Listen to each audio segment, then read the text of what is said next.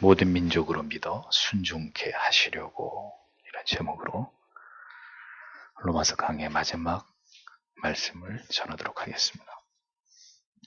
로마 교회의 성도들에게 자신의 복음을 위한 충성스러운 교회 일꾼들, 동역자들을 로마 교회에 소개하면서 그들에게 문안할 것을 요청하던 사도는 교회 안에서 일어날 수 있는 진리를 거스리며 교회의 분쟁을 야기시키는 악한 자들의 출현을 경계할 것을 각별히 강조한 후에 이제 다시 고린도에서 함께 복음을 전했던 동역자들의 안부를 마지막으로 전하고 있습니다. 그리고 이어지는 로마 교회 성도들을 향한 마지막 인사가 로마서의 대미를 아름답게 장식하고 있습니다. 예수 그리스도의 대속하신 은혜로 말미암은 구원의 기쁨과 영생의 소망을 가지고 교회와 성도를 위해서 아름다운 희생과 섬김으로 충성을 다하는 보석처럼 아름다운 그리스도의 일꾼들이 있는가 하면 언제나 성도들의 영혼을 미혹하며 혼란과 분쟁과 갈등을 일으키면서 주님의 교회를 파괴하려는 사탄의 사주를 받은 악한 세력들이 교회 안에 분명히 존재할 수 있다는 것을 사도는 분명하게 로마 교회 성도들과 모든 시대의 그리스도인들에게 일깨우고 있는 것을 볼 수 있습니다. 그리스도께서 다시 오실 때까지 그러므로 지상교회는 항상 전투하는 교회이고 언제나 이러한 악한 무리들과 영적인 대결을 벌여야 하는 치열한 격전지일 수밖에 없음을 성경은 우리에게 분명하게 말씀합니다. 주의 은혜가 아니면 결코 지켜갈 수 없고 유지될 수 없는 것이 이 땅에 세워진 교회입니다. 수많은 순교자의 피를 이 땅에 뿌리면서도 결코 소멸되거나 사라지지 않고 보존될 수밖에 없는 것이 바로 그리스도의 소유이신 교회라는 것을 우리는 잊지 말아야 합니다. 이 땅에서 하나님의 자녀들로 부름받은 자들에게 그래서 가장 가치 있는 삶은 그리스도의 몸이신 교회를 충성되게 섬기는 삶입니다. 성경은 왜 교회의 충성된 일꾼들을 소개하면서 그들의 안부를 전하는 것으로 이 위대한 로마서의 마지막을 장식하고 있는지 우리는 그것을 깊이 생각해 볼 필요가 있습니다. 많고 많은 다른 주제의 메시지들을 다 뒤로하고 왜 로마서의 끝은 바울의 출중한 초대교회를 섬겼던 동역자들의 이름을 열거하면서 그들의 안부를 전하는 것으로 마무리되고 있는지 그 이유가 도대체 무엇인지를 생각해 볼 가치가 있는 것입니다. 결국 성도의 영광은 교회라는 것을 우리의 신앙을 가장 빛나고 아름답게 완성시키는 것은 세상이 아니라 교회라는 것을 성경은 우리에게 웅변하기 위함이라는 것을 우리는 발견하게 됩니다. 성경은 우리에게 성도와 교회는 결코 떨어질 수 없는 불가분의 관계에 있다는 사실을 천명합니다. 하나님의 사랑과 이웃 사랑의 대의를 실현하고 그 위대하신 하나님의 뜻을 펼치는 성도에게 교회란 그렇게 하나님의 뜻을 이 땅에 구현해 나가기 위해 최선을 다해서 섬기고 헌신하고 봉사하고 충성을 다해야 되는 우리의 모든 신앙과 삶의 내용이 집약되어 있는 그런 결정체이다 라는 사실을 성경은 우리에게 보여주고 있는 것입니다. 교회는 여러분의 삶의 일부가 결코 아닙니다. 우리가 이 세상에서 성도로 살아간 그 모든 날들의 기록이 남아있는 곳입니다. 우리가 얼마나 주를 위해 성실하고 충성되게 헌신했으며 서로를 뜨겁게 사랑했는지에 대한 그 모든 삶의 내용들이 고스란히 레코드되어 있는, 고스란히 그것이 기록되어 있는, 새겨져 있는 교회는 우리의 이 땅에서의 모든 삶에 남겨진 흔적이고 궤적이자 그 결과물이라는 것을 우리는 잊지 말아야 합니다. 교회가 우리의 이름을, 우리의 삶을 어떻게 기억해 주는가의 문제는 우리의 모든 삶에 대한 정직한 평가입니다. 우리의 전 존재에 대한 평가가 아닐 수 없습니다.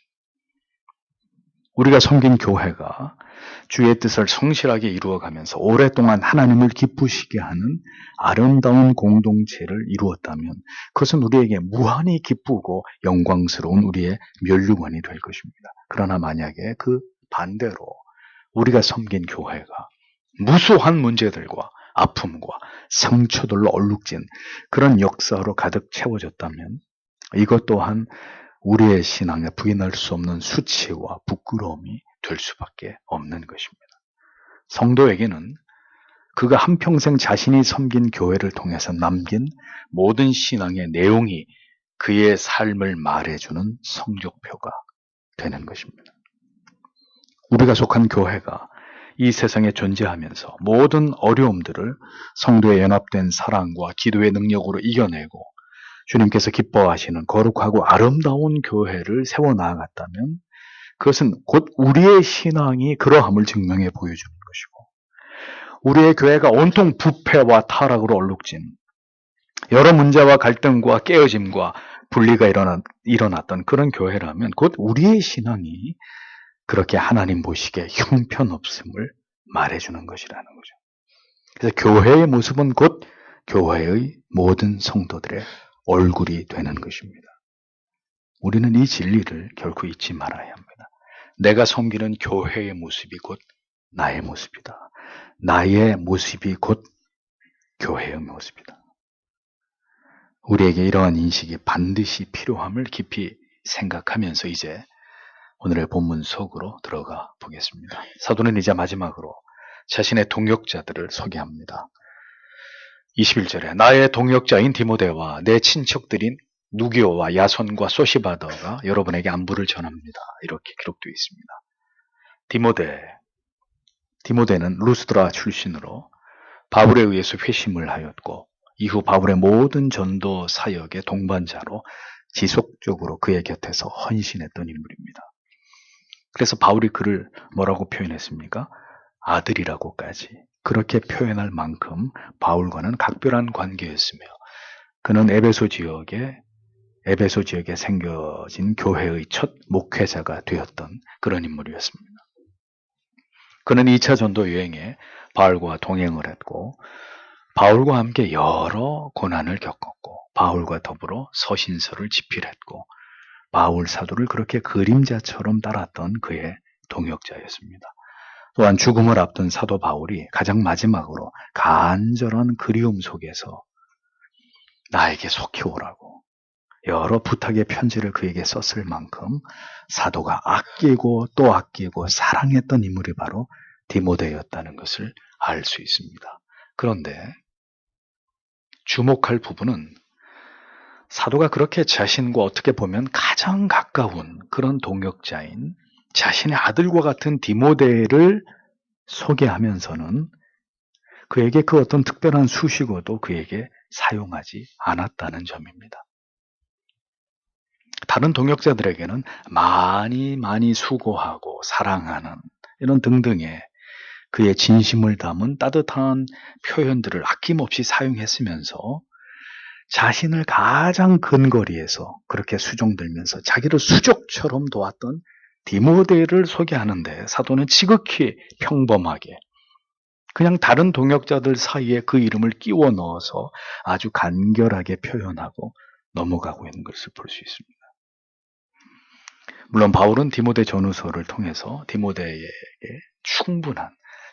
충분한 애정과 각별한 신뢰를 표현한 것을 볼 수 있지만 여러 동역자들과 함께 그를 소개할 때는 매우 절제되고 특별하지 않게 지극히 형식적으로 그를 소개하고 있는 것을 볼 수 있습니다.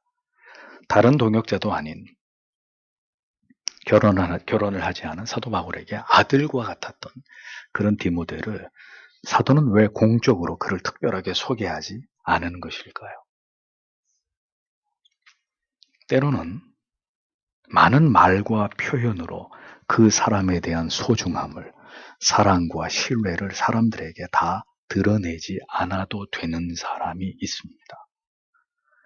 그냥 한마디로 간단하게 소개하지만 마음속으로는 가장 신뢰하고 사랑하는 각별한 존재가 있기 마련입니다.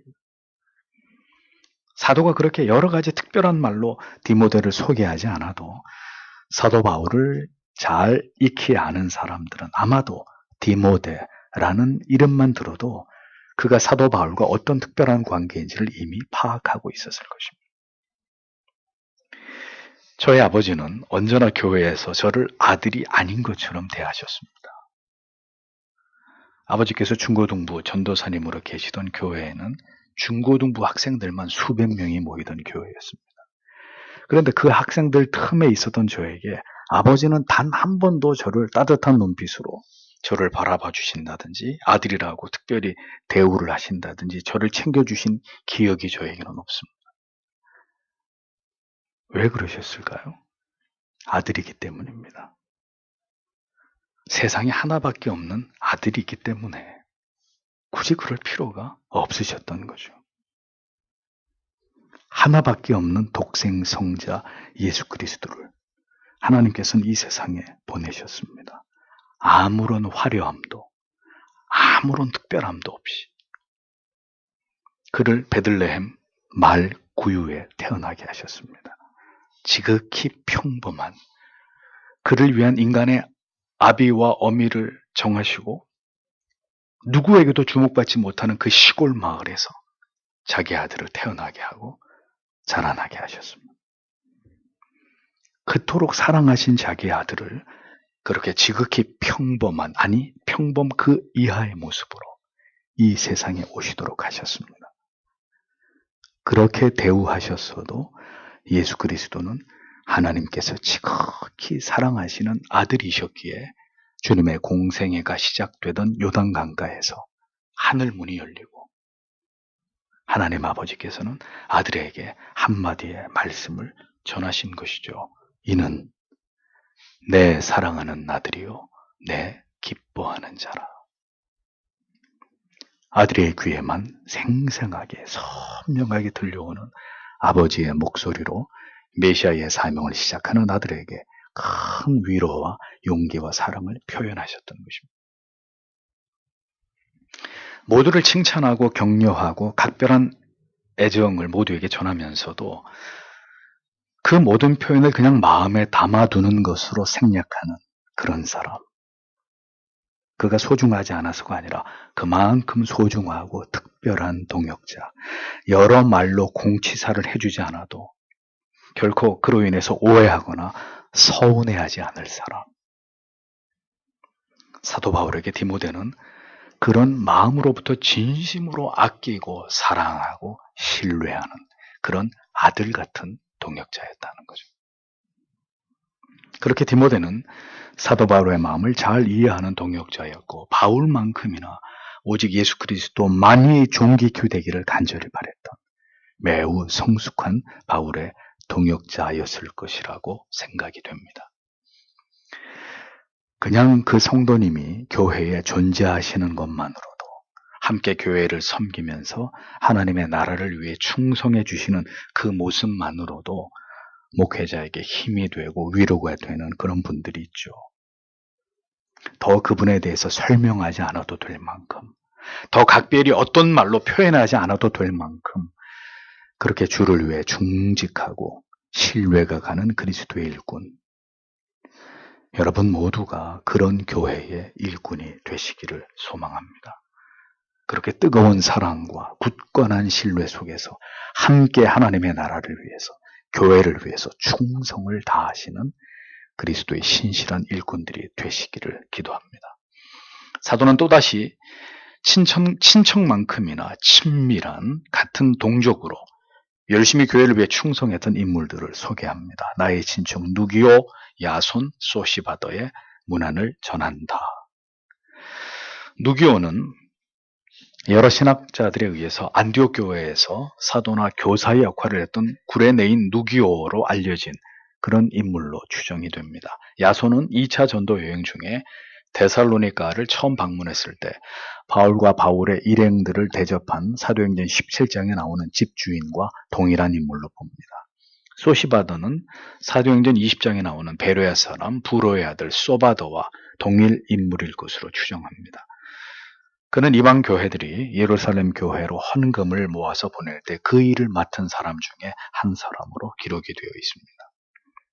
사도는 이렇게 여러 곳에서 자신이 복음을 전하던 중에 열심으로 복음을 위해서 사도와 동역해 주었던 각 초대 교회들의 충성스러운 동역자들의 이름을 모두 기억하고 있었습니다.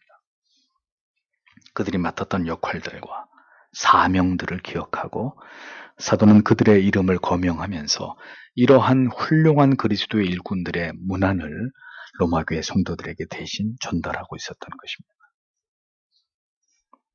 성도 여러분, 교회를 위해서, 복음을 위해서 충성한 그 모든 이름들은 결코 지워지지 않습니다.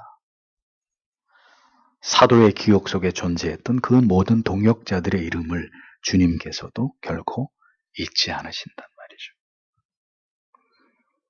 여러분을 불러주신 교회에서 충성된 일꾼들로 기억되는 그런 아름다운 이름들이 되셔야 합니다. 그냥 잠시 존재했다가 기억의 수면 아래로 사라져 없어져 버리는 그런 떠도는 이름들이 아니라 복음을 위해서, 주님의 교회를 위해서, 성도들을 위해서 최선을 다해서 섬기고 사랑하고 봉사하고 충성했던 그런 일꾼들의 이름으로 그렇게 기억되고 기록되는 그런 삶을 주님 앞에서 살아가시는 주님의 종들이 되셔야 합니다. 얼마나 아름다운 인생입니까? 얼마나 가치 있는 삶입니까? 이어지는 22절을 보십시오. 이 편지를 받아 쓴 나 더디오도 주님 안에서 여러분에게 안부를 전합니다. 이렇게 기록되어 있습니다. 정확한 이름은 테르티오스, 헬란말로 셋째라는 뜻의 더디오는 고린도에서 바울과 함께 있으면서 바울의 편지를 대필한 인물입니다. 그는 성경의 다른 곳에서는 전혀 등장한 바 없는 이름인데 이곳에서만 자기 자신을 직접 소개함으로써 로마교회 성도들에게 문안을 표현하고 있습니다. 이것은 아마도 바울의 권면과 배려로 필기자가 직접 자신의 인사말을 기록에 삽입했던 것으로 보입니다. 여기서 알 수 있는 점은 이 편지의 대필자 더디오가 단순한 대필자가 아니라 이 또한 사도 바울이 인정하는 복음을 위한 신실한 동역자였다는 사실을 알 수 있는 거죠. 바울은 보통 서신의 끝부분을 제외하고는 서신을 다른 사람들에게 대필하게 하곤 했습니다. 그런데 대필자의 이름이 성경에 기록된 것은 이곳이 유일합니다. 사도가 모든 서신에 대필자를 두게 된 원인을 추론해 보면 아마도 그가 심각한 눈의 질환을 가지고 있어서일 가능성이 매우 높습니다. 이는 갈라디아서 4장 13절에서 15절을 근거로 바울이 육체의 가시로 여겼던 부분은 아마도 눈이 아닐까 많은 신학자들은 그렇게 추측을 합니다. 눈이 잘 보이지 않으니까 글을 제대로 쓸 수가 없는 거죠. 그러니까 대필을 시켰던 것입니다. 사도의 편지를 대필했던 그의 신실한 동역자 더디오. 때로는 기능적으로 사도의 가장 치명적인 신체 약점인 그의 부족한 부분을 채워주었던 그에게 비서와 같은 일을 수행했던 자로 그도 복음을 위한 신실한 동역자의 이름에 포함되어 있다는 것. 우리는 이것을 주목해서 보아야 합니다. 교회의 일은 여러 가지 실제적인 업무들을 필요로 합니다. 행정적인 부분에서부터 건물이나 비품의 관리나 헌금 계수를 비롯한 재정의 관리나 예배당을 청소하는 일이나 사람의 손을 필요로 하는 섬김들이 따지고 보면 한두 가지가 아닙니다. 그러니까 목사 한 사람이 이 모든 일을 다 감당하기에는 벅찬 일이죠. 성도님 가운데 누군가는 이러한 일들을 분담해서 맡아서 기능적으로 헌신하고 충성해 주실 때 교회는 원활하게 그 존재의 목적을 잘 이루어갈 수 있는 것입니다. 함께 복음을 전하고 영혼들을 섬기는 일뿐만 아니라 사도가 사적으로 해야 될 업무까지 기능적으로 그를 도와주었던 더디오 같은 섬김 또한 참으로 귀하고 아름다운 일이 아닐 수 없는 것이죠. 개척교회를 하면 하나부터 10까지 목사가 다 해야 합니다. 저는 분당에서 교회를 이전하면서 일주일 동안 먼지를 뒤집어 쓰고 인테리어 공사까지 해봤습니다. 제가 한 건 아니고 옆에서 거드는 열일인가 10일인가 그 일을 하다 죽는 줄 알았습니다. 교회가 들어오는 것을 반대하는 주민들을 만나서 설득하고 욕을 다 얻어먹고 주일마다 주보를 만들고 전도지를 제작하고 교회 간판을 달고 조명을 바꾸고 모든 일을 목회자가 혼자 다 해야만 했습니다. 그러나 하나님께서 충성된 성도님들을 보내주시고 직분을 수여하시면 그런 모든 일들은 목회자를 도와서 이제 여러분들이 감당하셔야 될 일들입니다. 교회를 사랑하시는 성도 여러분, 여러분이 예배당, 앉아 계신 예배당 바닥을 빗자루로 쓸고 걸레로 닦아 보신 적이 몇 번이나 되는지 꼽아 보십시오. 주를 사랑한다고, 교회를 사랑한다고 고백하는 일은 어려운 일이 아닙니다. 그러나 교회를 위해서, 목회자를 돕기 위해서 어떤 작은 일이라도 그것을 기능적으로 감당하는 일은 쉬운 일이 아닙니다. 로마 교회에 띄우는 사도의 이 긴 편지를 대필했던 더디오를 기억하십시오. 주님의 일을 실제적으로 돕는 헌신을 감당하는 성도님들이 되셔야 합니다. 머리로만, 마음으로만 하는 것이 아니라. 복음을 전하는 일만 주의 일이 아니라 교회의 여러 실제적인 업무의 한 분야에서 기능적으로 목회자를 도와서 어떤 일들을 맡아서 주관해 주시는 봉사, 매우 귀하고 아름다운 주의 일입니다. 그러한 섬김 역시 주를 위한 귀한 봉사가 아닐 수 없는 것입니다. 바울 사도의 손이 되어서 그 교회에 보내는 편지를 대필해 준 더디오처럼 어떤 일이든 교회가 여러분에게 일을, 직분을 맡겨주실 때 손사래를 치면서 거절하기보다는 기쁨으로 그 일을 목회자와 함께 교회를 위해서 충성하시는 그런 일꾼들이 많이 세워지시기를 소망합니다. 23절을 보십시오. 나와 온 교회를 돌보아주는 가이오도 여러분에게 안부를 전합니다. 이 도시의 재무관 에라스도와 형제 구아도도 여러분에게 안부를 전합니다. 이렇게 기록되어 있습니다. 가이오는 사도행전 18장 7절에 나오는 디도 유스도와 동일한 인물일 것으로 많은 학자들이 추측합니다. 그는 고린도에서 바울에게 세례를 받은 인물로 바울의 고린도 사역의 첫 회심자 중 한 사람이었고 바울이 고린도에서 겨울을 날 때 머물러 있었던 그 집의 주인이기도 했습니다. 그를 가리켜 온 교회의 식주인이라고 표현한 것으로 보아서 그에게 아마도 상당한 재산이 있어서 그의 집을 종종 고린도 교회 성도들의 집회 장소로 그렇게 사용했던 것으로 보입니다. 또 고린도 교회를 방문하는 그리스도인들이 유숙하는 장소로 그가 아낌없이 자기의 집을 제공했던 것으로 보입니다. 식주인으로 번역된 헬라어 크스노스라는 단어는 나그네, 외국인, 집주인이라는 의미로 사용이 되었습니다. 그러니까 교회를 위해서 가난한 자들뿐만이 아니라 재산을 가진 부자들 또한 하나님께서 지체로 삼아서 그들을 사용하셨다는 거죠. 하나님의 베풀어 주신 놀라운 은혜는 반드시 자발적인 헌신을 이끌어냅니다. 언제나 하나님의 사람들을 복음을 위한 도구로 헌신하게 만드는 놀라운 역사를 일으킵니다. 그런데 그 역사는 가진 자나 가지지 않은 자나 배운 자나 배우지 않은 노예나 상관없이 하나님의 은혜가 임하고 그 은혜는 그들로 하여금 하나님의 나라를 섬기게 만든다 이거죠. 그런데 여러분 돈이 많고 집이 넓으면 다 자신의 가진 것을 주를 위해 내놓습니까? 절대로 그렇지 않습니다. 주님께서 은혜를 주시고 그렇게 기꺼이 주를 위해 자신의 모든 자원을 아낌없이 사용할 수 있는 믿음과 마음을 주실 때 가능한 일입니다. 예수 그리스도를 지극히 사랑하고 성도를 사랑하며 자기의 가진 것이 복음을 위해 기꺼이 사용되는 것을 즐거워하는 마음이 있을 때 기꺼이 집도 내놓고 물질도 내놓고 그렇게 봉사하고 섬길 수 있는 것이죠. 예배의 장소로 자기의 집을 항상 제공했던 가이오. 그는 하나님이 자신에게 주신 물질로 환경으로 주님의 교회와 성도들을 섬겼던 충성된 일꾼이었습니다. 주를 사랑하지 않으면, 지체들을 사랑하지 않는다면 결코 기꺼이 언제나 항상 그렇게 할 수 없는 일이었을 것입니다. 그러하기에 가이오의 이름이, 가이오를 소개하는 이 부분이 그가 무엇으로 주님을 섬기는지를 분명히 알 수 있도록 소개되어 있어요. 온 식주인, 온 집안, 온 교회의 식주인이었다. 가이오가 무엇으로 교회를 섬겼는지 그를 소개하는 소개 속에 포함시켜 놓은 것입니다. 자신이 가진 것으로, 아니 하나님께서 그에게 맡기신 것으로, 다른 사람보다 더 많이 받은 것으로 주님을 섬기는 일은 참으로 귀하고 아름다운 일이 아닐 수 없습니다.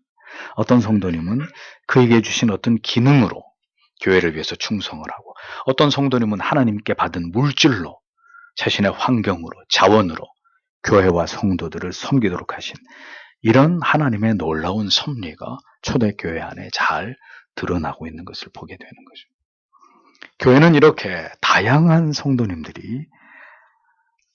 성도님들을 하나님께서 불러 모아서 하나님의 뜻대로 교회를 위한 그 모든 일들을 성도님들로 하여금 감당하게 하시는 것입니다. 그렇게 주를 위해, 교회를 위해 무엇인가 기여하는 하나님 사랑과 이웃 사랑의 그 대의를 무엇인가 하나님이 주신 은혜를 통해 드러내는 그런 성도님들이 되셔야 합니다. 구원의 감격 속에서 기쁜 마음으로 그렇게 주님의 교회를 위해 쓰임받는 것을 즐거워하는 여러분에게도 그러한 은혜가 있게 되시기를 바랍니다. 다음으로 복음을 위해 하나님께서 사용하신 성도는 고위 관리도 포함되어 있는 것을 보여줍니다. 이 성의 재무관 에라스도의 이름을 사도가 거명합니다. 에라스도는 고린도시의 재무관에 해당되는 헬라어 오이코노모스, 즉 도시의 재산 관리인이었습니다. 따라서 그가 고린도에서 막강한 영향력을 가졌던 고위 공직자였다는 사실을 알 수 있는 것이죠. 앞에서도 말씀드린 대로 복음은 부자에게도 권력가에게도 필요합니다. 그들이 변화됨으로 그들에게 주신 세상에서의 직위와 직분을 가지고 그들이 해야 할 일을 교회와 공동체 안에서 행해야 하기 때문입니다. 그리스도의 장례를 예비한 아리마대 요셉, 그에게 재력과 권력이 없었다면 빌라도에게 가서 당돌하게 예수의 시신을 내어놓으라고 요구할 수 있었겠습니까? 그러니까 이러한 모든 일들이 하나님의 섭리와 뜻 가운데서 일어나는 일들이라는 거죠. 칼빈의 제네바 목사회의 목사들은 당시 도시의 유지들이나 귀족들의 딸들과 결혼하는 경우들이 많았습니다. 그것은 다른 이유가 아니라 복음을 위한 물질과 힘을 가진 자들의 헌신을 참여시켜서 더 힘있게 개혁이 주도되고 이루어지도록 하기 위해서였습니다. 루터 역시 귀족들에게 복음을 전해서 그들을 개혁의 도구로 힘있게 사용했습니다. 존 녹스 역시 귀족들에게 복음을 전하고 세례와 성찬을 베풀면서 성경을 가르쳤죠. 때로는 사회에 힘이 있는 자들도 복음을 위해서 하나님께서 사용하실 수 있는 것입니다. 하나님의 주신 부와 권력도 복음을 위해서 올바로 사용된다면 그것은 하나님께서 기뻐하실 일이고 주님의 교회와 성도들에게 매우 유익한 것이 될 수 있는 것입니다. 하나님께서는 그렇게 사회의 모든 신분과 분야에 있는 사람들을 모두 불러 모아서 복음을 위해 교회와 지체들을 위해서 헌신하게 하셨던 것입니다. 그렇게 하나님의 뜻을 이루는 충성스러운 도구들로 하나님이 사용하신 것이죠. 다음으로 형제 구아도가 안부를 전한다고 적고 있습니다. 그에 대해서는 어디에서도 기록이 발견되지 않습니다. 그가 노예 신분이었는지 아니면 상류층이었는지 알 수 없습니다. 다만 그의 이름을 이렇게 거명하고 있는 것을 볼 때 그 또한 로마교회 성도들에게 익히 알려진 아주 신실한 일꾼이었을 것으로 생각이 됩니다. 단지 한 곳에서만 기록으로 발견될 뿐인 이름일지라도 분명 그의 생애와 그의 삶은 그리스도를 위해서 그리고 교회와 성도들을 위해서 충성을 다했던 의미 있는 인생이었을 것이라고 우리는 믿습니다. 왜? 성경이 그의 이름을 이렇게 분명하게 기록하고 있기 때문이죠. 누구나 다 아는 이름, 그만큼 교회에서 없어서는 안 될 일꾼으로 그렇게 기억되는 사람. 이것이 바로 구원의 은혜와 영생의 소망의 감격을 가지고 살아가는 모든 성도님들이 꿈꾸셔야 되는 중요한 내용이라는 것을 우리는 깊이 마음에 새겨야 합니다. 그리스도인은 무엇으로 자신의 가치를 증명하는 사람입니까? 신자의 이름은 어떤 사람들에 의해서 어떻게 기억되어야 하는 이름입니까? 우리는 이 로마서의 마지막 장 속에서 이 진리를 분명하게 우리의 가슴에 새겨야 할 것입니다. 우리의 삶의 진정한 가치가 무엇인지, 나의 모든 삶에 대한 궁극의 평가는 어디에서 무엇으로 말미암아 이루어지게 되는지를 기억하셔야 합니다. 세상에서 왕이었으면 그게 하늘나라에서 무슨 의미가 있습니까? 그가 하나님을 믿지 않았다면 지옥에 떨어져서 영원히 잊혀질 이름이 될 수밖에 없는 거 아니겠습니까? 그러나 주를 위해, 교회와 성도를 위해 충성을 다한 아름다운 이름들, 그들의 이름은 영원히 지워지지 않는 하늘의 별처럼 빛나는 이름들이 될 것입니다. 그래서 하나님의 자녀들에게 중심이 되는 삶의 무대는 세상이 전부가 아니라는 거예요.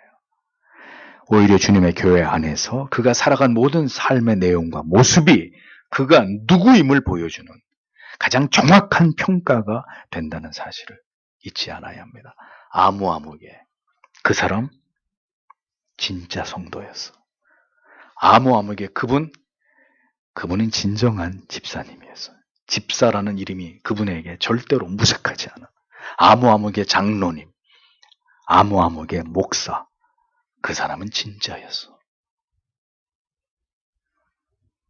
여러분들의 자녀가 여러분들을 땅에 묻으면서 고 아무개 성도 아무개 이곳에 잠들다 영광이죠. 아들이 바라보는 아버지는 성도가 틀림없었다. 내 어머니는 분명히 하나님을 뜨겁게 사랑하시던 성도가 틀림없었다. 자기 자식에게 그렇게 인정받는 것 이상으로 중요한 게 어디 있습니까?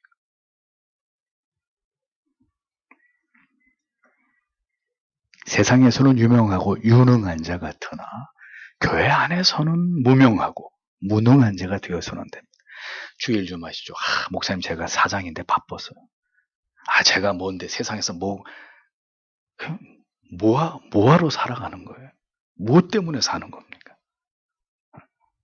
내가 세상에서 이런 전문직을 가지고 있기 때문에 내가 교회에서는 섬길 시간이 없고 인생을 아주 거꾸로 사는 사람들이에요.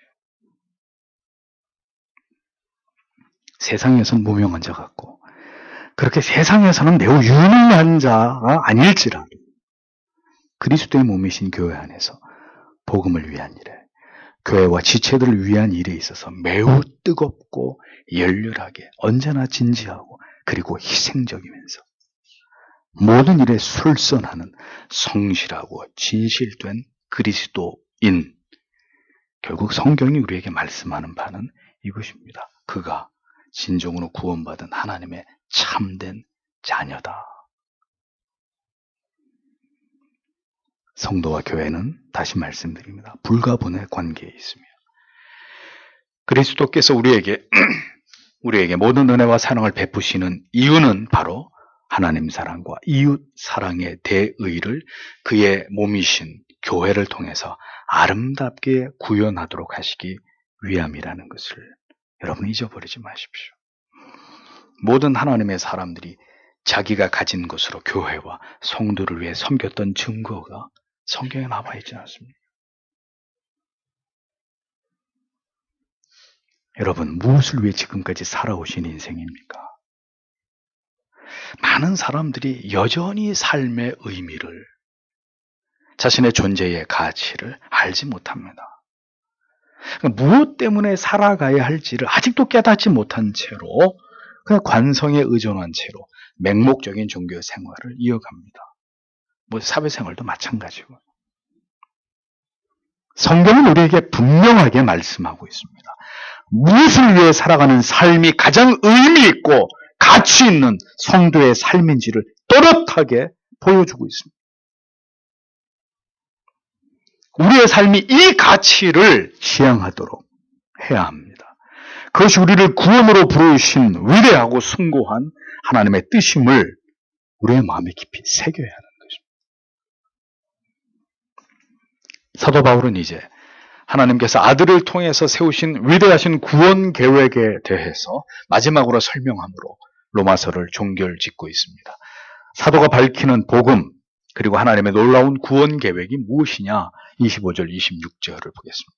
하나님께서는 내 복음과 예수 그리스도에 관한 선포로, 그리고 오랫동안 은밀하게 감춰졌던 비밀의 계시로 여러분을 굳세게 하실 능력이 있으십니다. 그런데 이제 이 비밀은 밝히 드러났으며 영원하신 하나님의 명령을 따라 예언자들의 글을 통해 알려져 모든 민족들이 믿고 순종하게 되었습니다. 이렇게 기록되어 있습니다. 사도는 먼저 자신이 전한 복음과 예수 그리스도를 전파하는 것을 동일시하고 있습니다.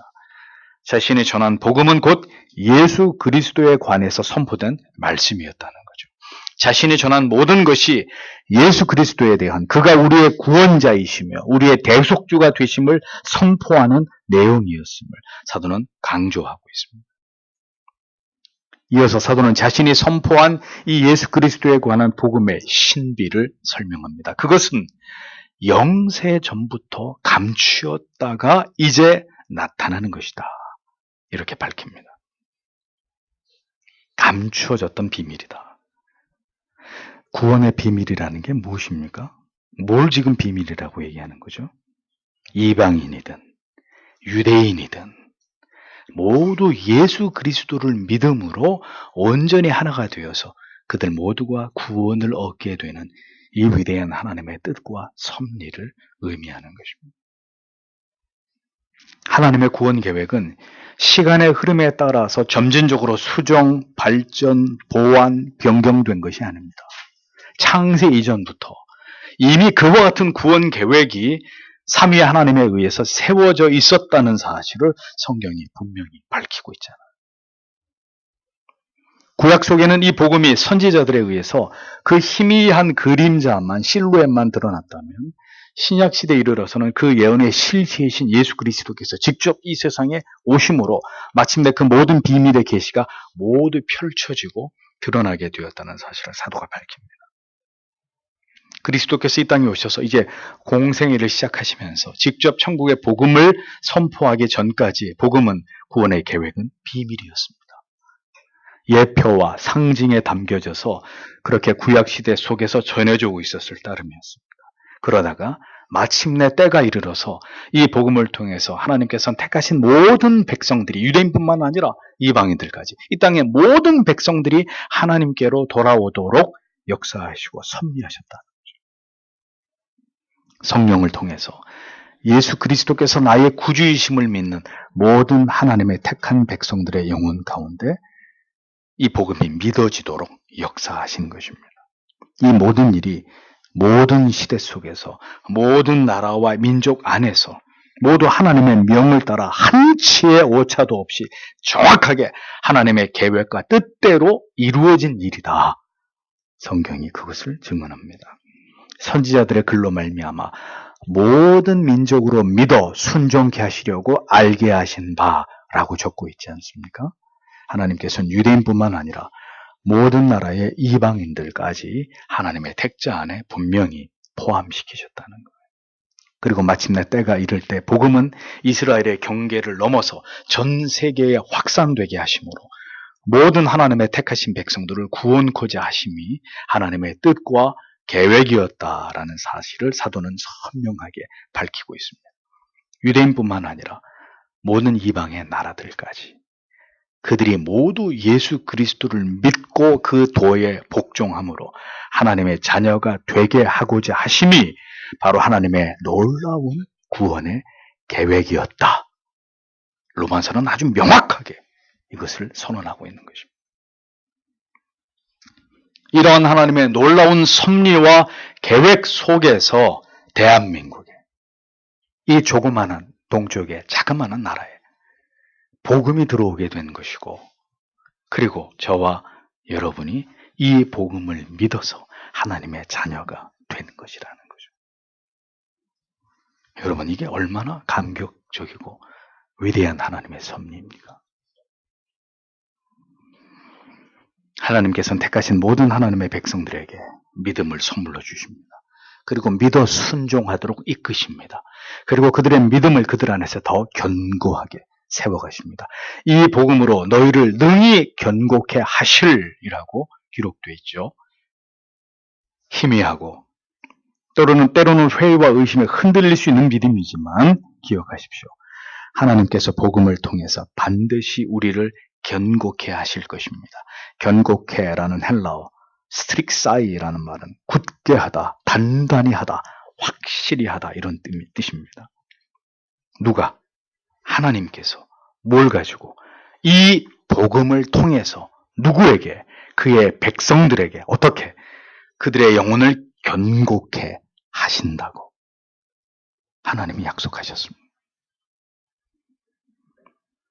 그렇기 때문에 이러한 진리를 깨달은 우리는 복음을 올바로 이해하는 것을 가장 중요한 신앙의 의무로 여김이 마땅하다는 것입니다. 그럼에도 불구하고 많은 교인들은 이상하죠. 이신칭의 복음을 올바로 이해하고 깨닫지 못한 채로 구원에 있어서의 하나님의 예정을 거부하고 자기들 마음대로 해석하고 자기들 마음대로 믿으려고 하는 우를 범하고 있습니다. 구원에 대한 지식, 즉 참된 복음을 명확하게 알지 못하고 믿지 못하면 우리의 믿음은, 우리의 영혼은 반드시 흔들리게 되어 있고 무너지게 되어 있습니다. 구원에 대한 지식, 복음에 대한 깨달음이 잘못될 때 구원은 인간의 의지의 결단에 의한 것입니다. 인간의 선한 행위로 구원받는 것입니다. 복음에 대한 깨달음이 잘못될 때 결코 그 성도의 신앙은 진리의 중심으로 들어가지 못하고 그 주변만 맴돌다가 끝나버릴 수 있는 거예요. 더 믿음이 견고해지는 게 아니라 더 믿음이 점점 희미해져 가는 거죠. 왜 그럴까요? 그가 알고 있는 복음의 내용이 성경이 말씀하고 있는 복음의 내용과 다르기 때문입니다. 회의와 의심과 불안에서 벗어나지 못하게 되고 하나님이 중심이 아닌 다 하나님을 믿는다고 하는데도 그 신앙의 중심이 하나님이 아니라 인간이 신앙의 중심이 되어버리는 이상한 아주 기형적인 신앙으로 그렇게 일관하다가 결국 어느 시점에선가 배도의 위험까지 나아가게 되는 심각한 문제를 야기시킬 수 있는 것입니다.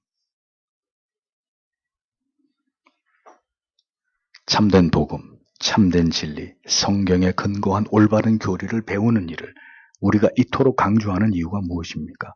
오직 이 복음 외에는 결코 진리로 인정될 수 없고 이 복음을 쫓는 믿음이 아니라면 구원에 이를 수 있는 믿음이라고 받아들일 수 없기 때문입니다.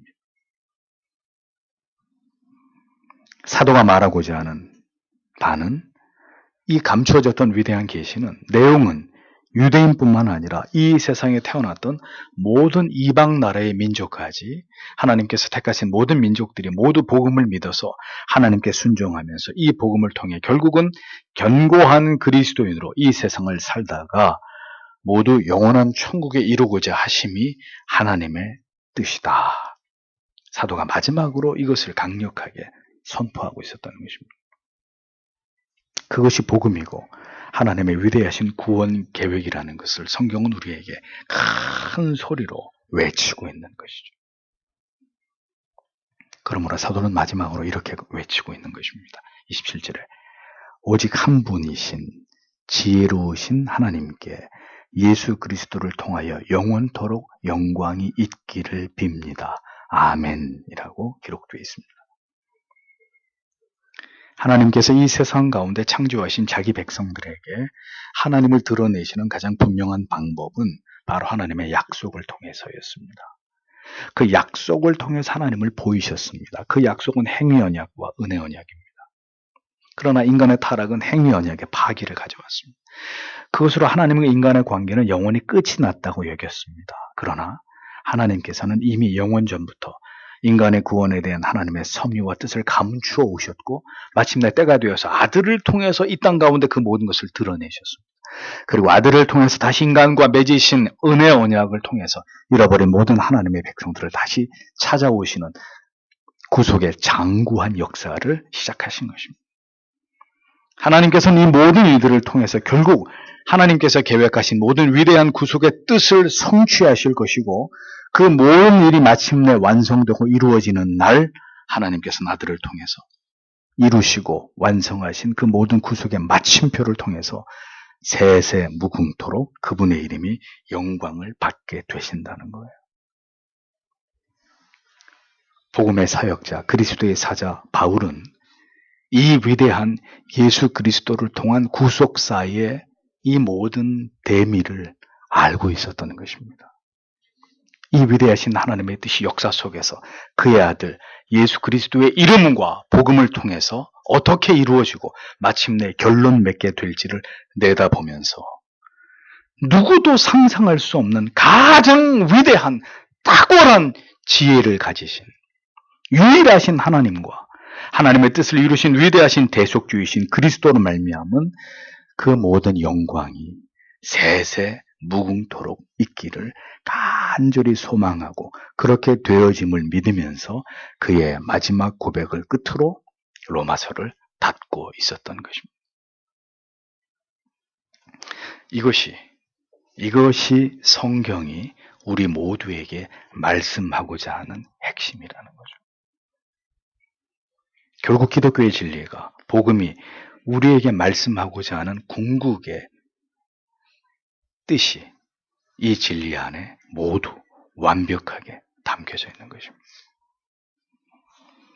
성삼위 하나님의 이 위대한 구속의 계획과 뜻은 그렇게 이 세상이라는 유한한 시간 속에서 하나님께서 택하신 모든 민족으로 하여금 주 예수 그리스도를 구주로 믿게 되는 그 마지막 날에 모두 이루어지게 될 것입니다.